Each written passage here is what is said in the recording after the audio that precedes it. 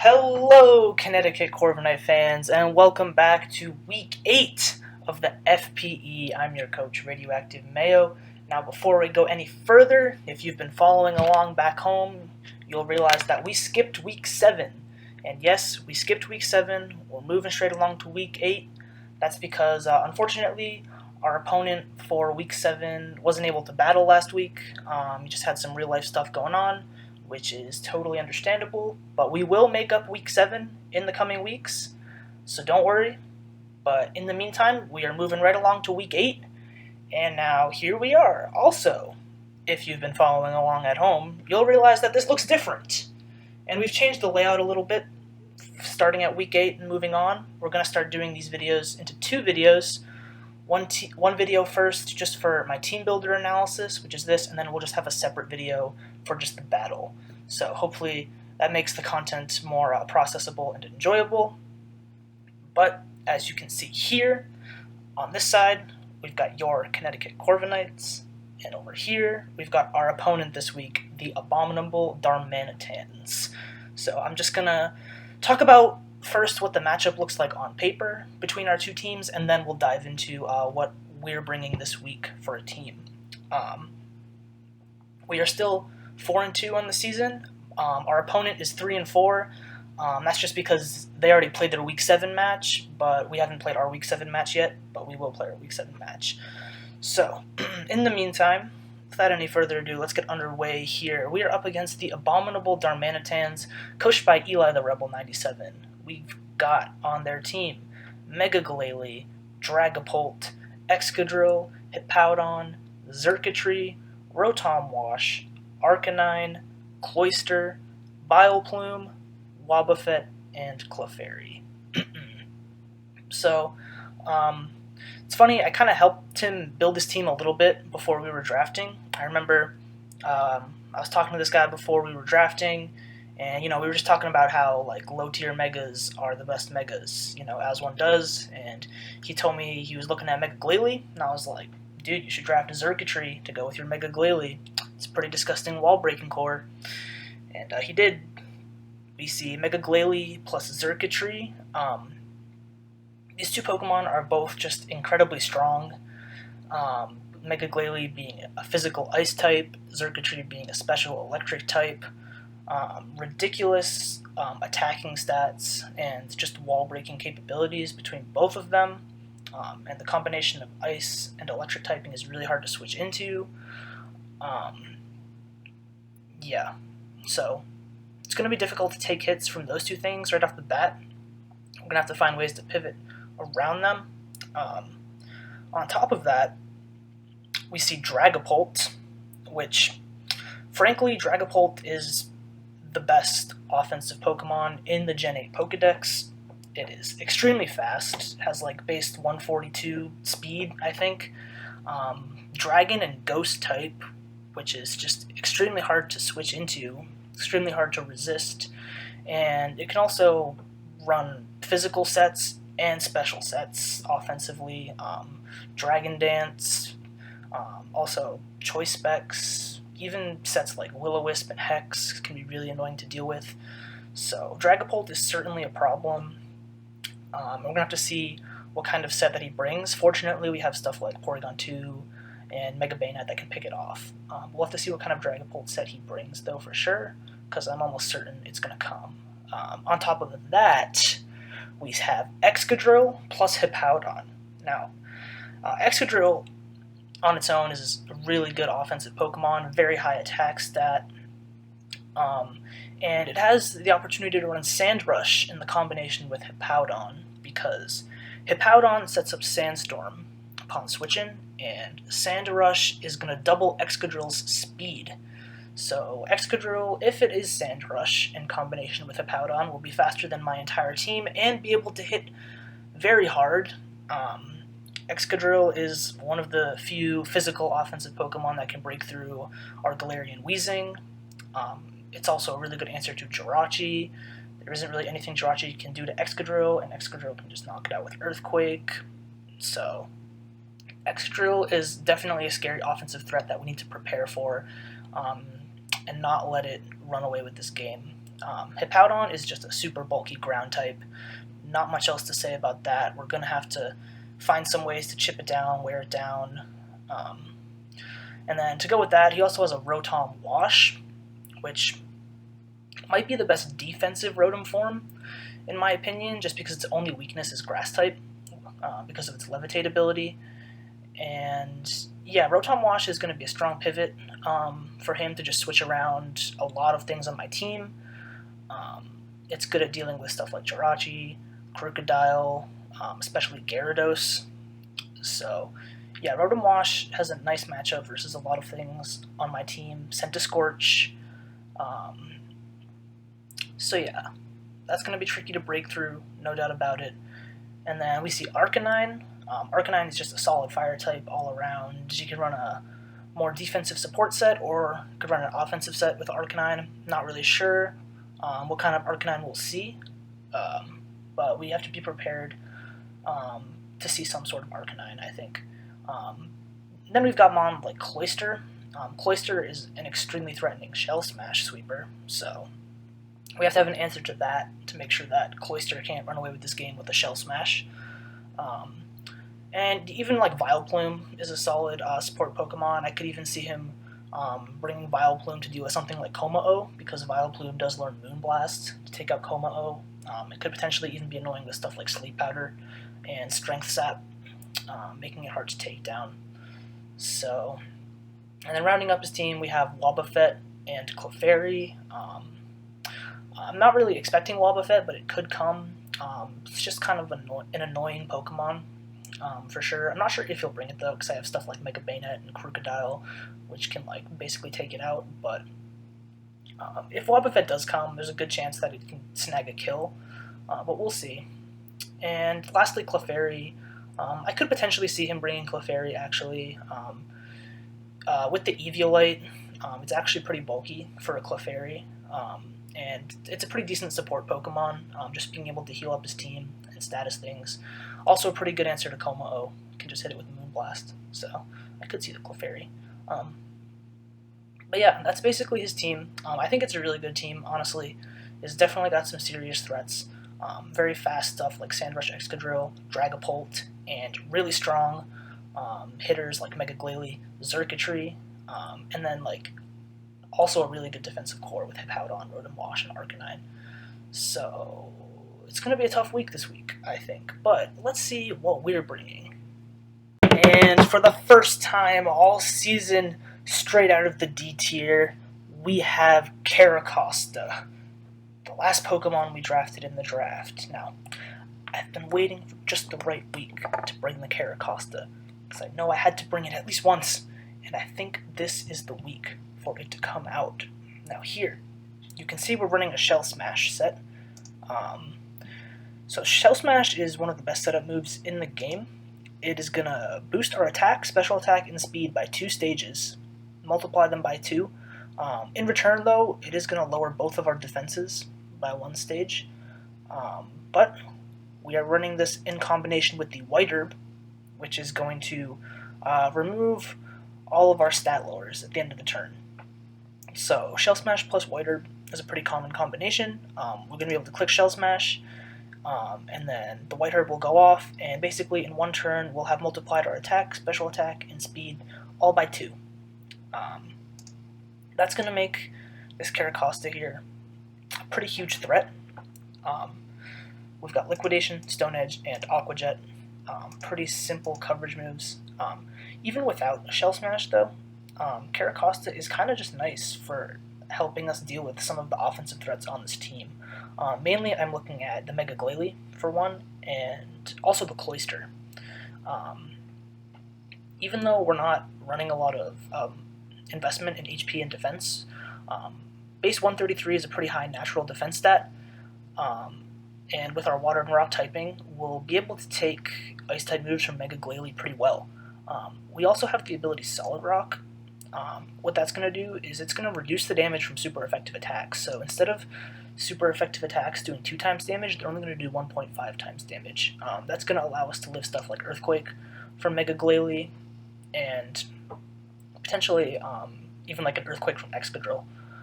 We can live that from full HP.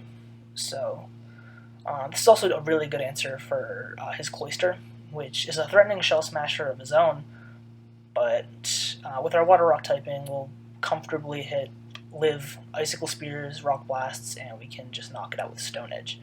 So this is a good response to his shell smashing threat, which is Cloister.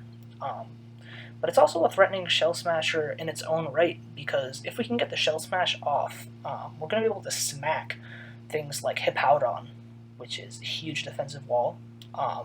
We can also take out Excadrill from full HP with a +2 Aqua Jet, which will always go first, even going first faster than Sandrush Excadrill. So with the speed investment here, after getting +2 speed from Shell Smash, we'll be able to outspeed most things on his team. Unfortunately, we won't outspeed a max speed Glalie, which is base 100, which is kind of unfortunate. I could have ran a plus speed Nature to outspeed Glalie after the Shell Smash, but I wanted the Adamant Nature because it secured us the KO on Excadrill with Aqua Jet. This also secures us a KO on Xurkitree with Liquidation after +2. And yeah, we can just smack stuff, even like Arcanine. This thing can switch into Arcanine just fine, as long as it doesn't have Will-O-Wisp. Not sure if it will, but we can take a close combat if it's offensive and knock it out with either Liquidation or Stone Edge. So yeah, Caracosta could potentially be pretty nice here. We're going to try our best to get the Shell Smash off. Unfortunately, stuff like Dragapult is still going to outspeed us even after we boost our speed. So that's just something to keep in mind. But yeah, he also has Rotom Wash and Xurkitree, which can just take out Caracosta in one hit. I'm expecting one of them to probably be Choice Scarfed and be able to outspeed us, just because those are good answers to a potential Dragon Dance Gyarados. So I'm expecting either Xurkitree or Rotom Wash to be Choice Scarfed and outspeed us, but we'll have to see. Other than that, though, like just for dealing with stuff like Mega Glalie, Excadrill, and especially Cloister, Caracosta can be really nice here. Moving on, we've got the Lawnmower. We got to bring out the Lawnmower this week. I knew I had to bring out the Lawnmower this week because we're up against a washing machine. Now, we all know the age-old saying, Lawnmower beats washing machine. We all know this. The Lawnmower is going to be our main answer to the washing machine, plain and simple. He's got a washing machine. He's going to be able to pivot really nicely into a lot of our offensive threats. This Lawnmower right here can switch into the washing machine every single time, very comfortably. We're running an Assault Vest, which is going to boost our special defense, make us live special hits for days. This is also a really good answer to the Xurkitree because of our Assault Vest. We can take hits from Xurkitree pretty well. So for offensive moves, we're running Leaf Storm, Volt Switch, Foul Play, and Electro Web. This is also really good for Hippowdon, because we're immune to Earthquake and we can smack Hippowdon with Leaf Storm. Leaf Storm is going to be a one-hit KO on the Hippowdon if we can get that off. Additionally, with the Levitate ability, this is also going to serve as a good answer to Excadrill. Even though we're not running any physical defense, we don't really need it. There is a chance that he runs Mold Breaker on Excadrill and can hit us through Levitate, which would do more damage. But if he's Mold Breaker Excadrill, we can outspeed it with more things on our team, so it's not as big of a threat. If it's Sandrush Excadrill, it's going to be faster than everything on my team, but we can take hits pretty well with our Rotom here. So this thing's just really good for taking hits from like half his team, basically. Anything that's not like Mega Glalie or like Arcanine, we can comfortably take hits from. And we're running 4 attacks here with our Assault Vest. Leaf Storm is just for smacking stuff like Hippowdon and Excadrill, the washing machine. Volt Switch is just for gaining momentum.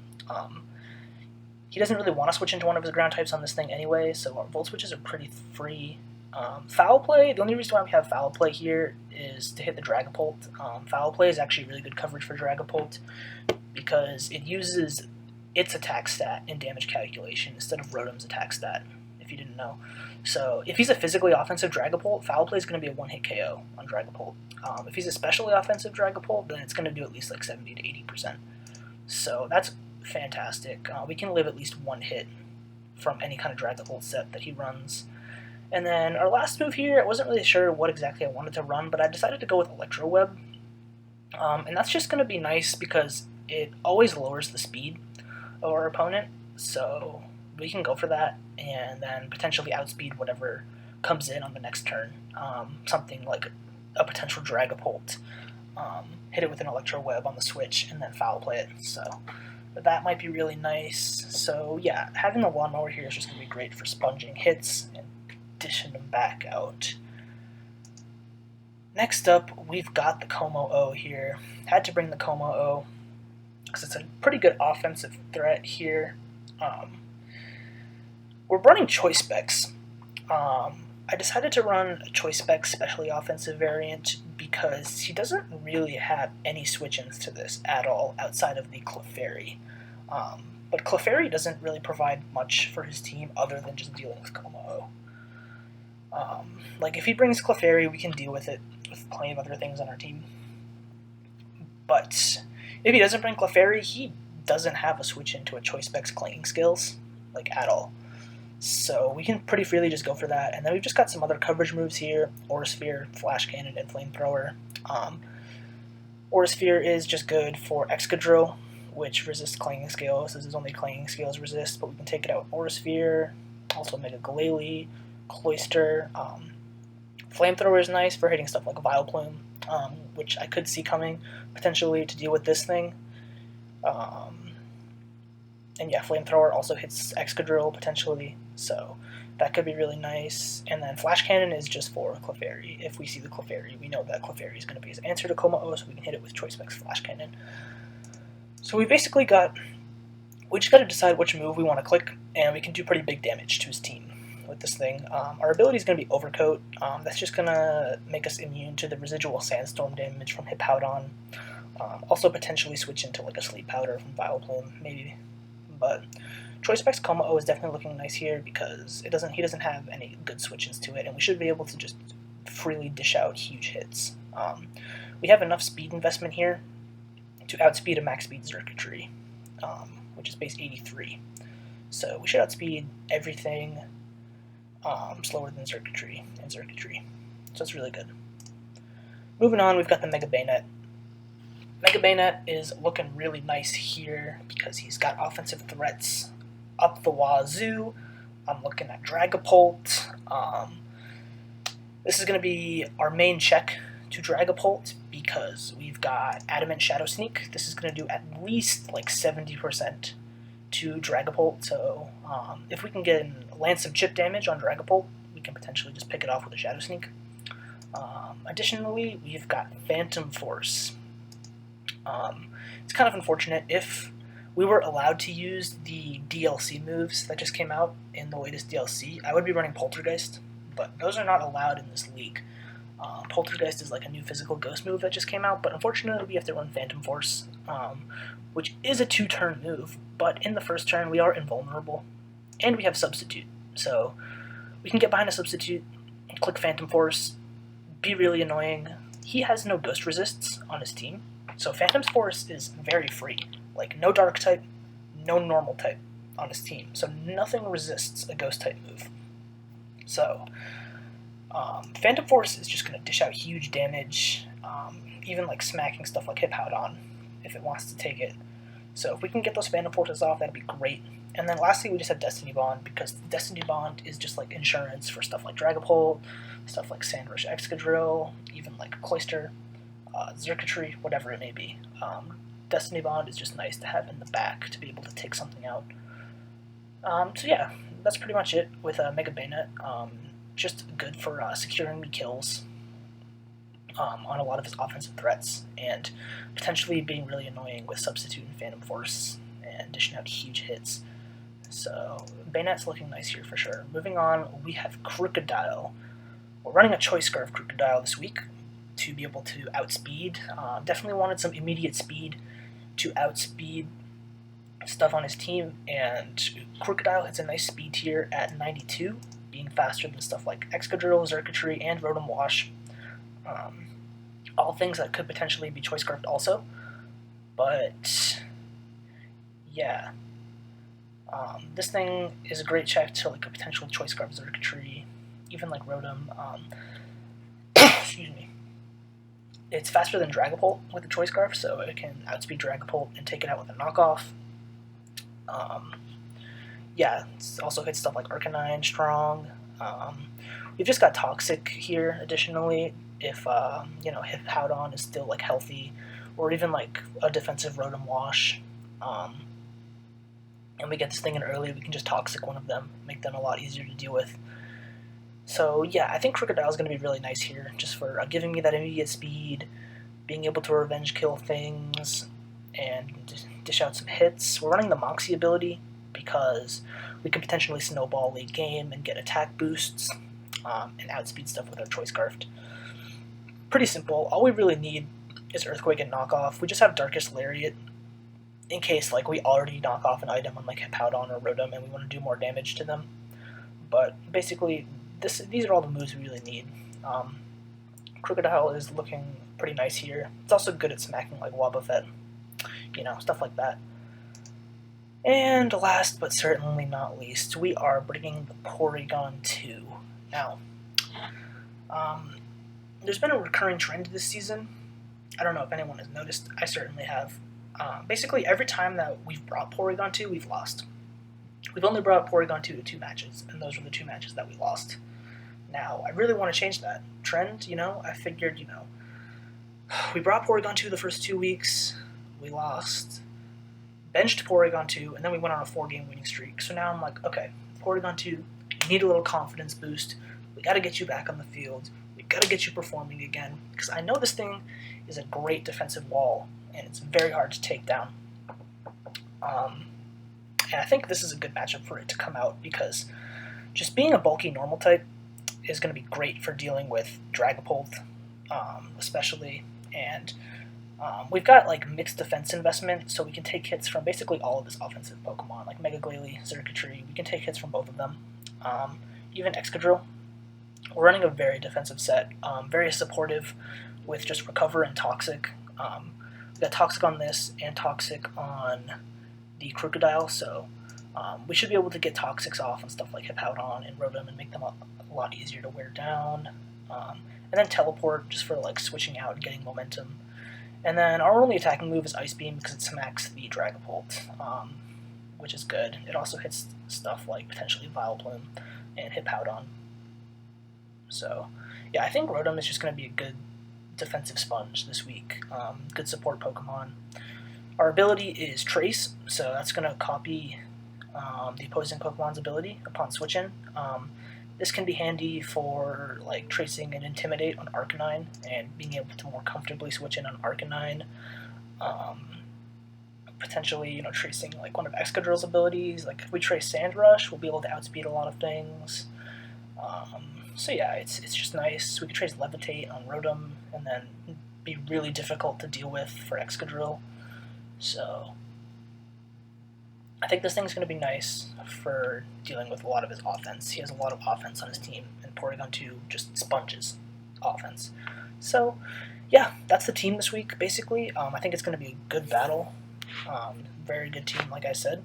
But we'll have to see how it goes down. Thank you all for watching, and go over and check out the Week 8 battle video. Goodbye.